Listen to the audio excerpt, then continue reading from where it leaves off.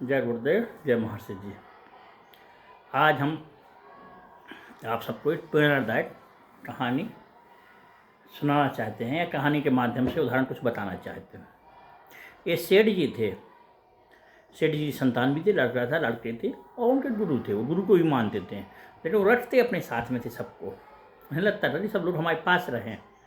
तो ऐसे सेठ जी ने कोई छोटे से प्रोग्राम में नाच गाना करवाया। नाच गाना कि कोई मनोरंजन का साधन करवाया रात में। तो वो लोग नाचने वाले नाचते रहे और नाचने वाले ऐसा नाचते हैं या उनका ध्यान रहता है कि थोड़ा इनाम मिले, थोड़ा पैसा मिले, और वैसे हिसाब से वो और ज़्यादा ज़ोर से नाचते हैं। ऐसे उनके नाचते नाचते पूरी रात हो गया और सेठ इतना कंजूस कि 1 भी रुपये न दिए। और बाहरी लोग वहाँ ज़्यादा थे नहीं, कोई लोग पैसा दें, उसको इनाम दें।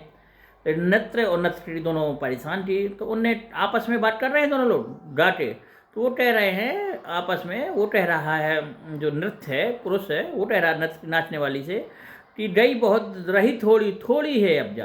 तो मन खराब न करो, अब सुबह होने वाली है, दिन निकलने वाला है, तो वैसे ही बंद हो जाएगा। तो उसने इस हिसाब से कहा कि गई बहुत रही थोड़ी थोड़ी है अब जा, काहे मन दुखात, तो तुम अपना मन ना खराब करो। तो ये बात उनके जो गुरु थे उनने सुनी।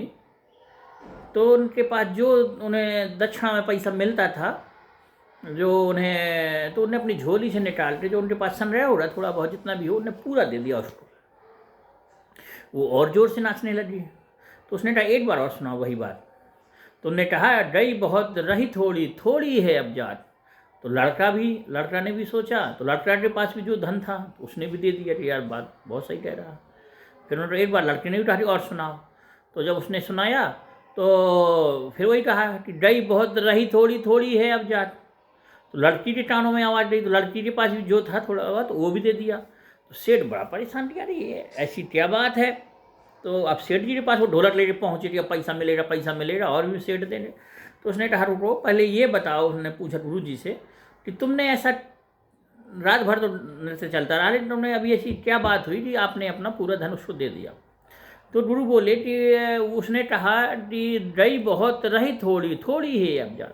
मतलब कि मुझे वो बात उसकी पसंद आ गई कि अब मेरी उम्र बहुत चली गई है, गई बहुत रही थोड़ी थोड़ी सी उम्र बची है, और वो भी इसी में मेरे आपके उसमें घर में, या जो मुझे भजन संध्या करनी, डांस वांस नाच गाना में मेरी उम्र बीती जा रही है, और मैं साधु सन्यासी और मेरी उम्र इसमें बीती जा रही है।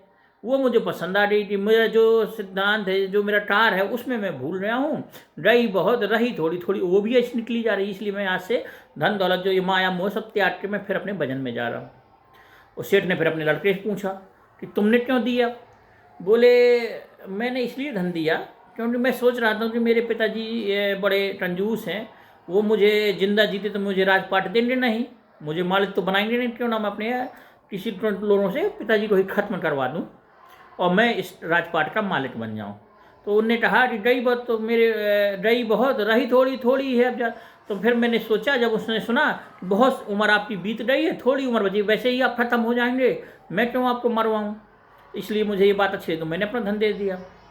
फिर वही सेठ ने लड़की से पूछा कि तुमने क्यों दे दिया, तुम्हें क्या ऐसा पसंद है। तो बोले मैं भी सही सही बोल रही हूँ कि मैं किसी से प्रेम करती हूँ, आप मेरी शादी नहीं कर रहे हैं, और मैं उसके भटके जाना, मैं भट जाती आज रात के, या मेरा ऐसा प्लान था 2 दिन में मैं भटके उससे शादी कर लूँगी। लेकिन मैंने सुना कि गई बहुत रही थोड़ी, तो मतलब मैं जब इतनी दिन इंतजार किया, तो वैसे ही आप वृद्ध हो गए हैं, तो आपकी अनुमति से या आप खत्म हो जाए तब मैं अब शादी करूँगी, उसी से करूँगी। लेकिन तो फिर सेठ ने सोचा कि यार मेरी वजह से ऐसा, तो मेरी भी उम्र बहुत चली गई है, मैं क्यों सब समेट के रखे हूँ, सबको बांध के रखी हूँ।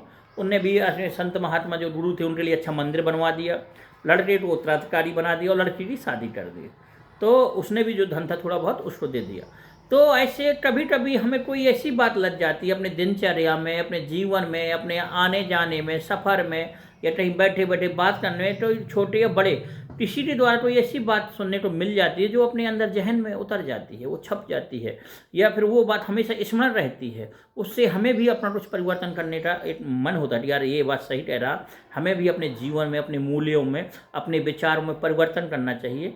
और ऐसे ही कहानी का यही माध्यम है कि जहाँ भी जो चीज़ मिले उसे लो अच्छी तरह और उस तो अमल करो उन चीज़ों में।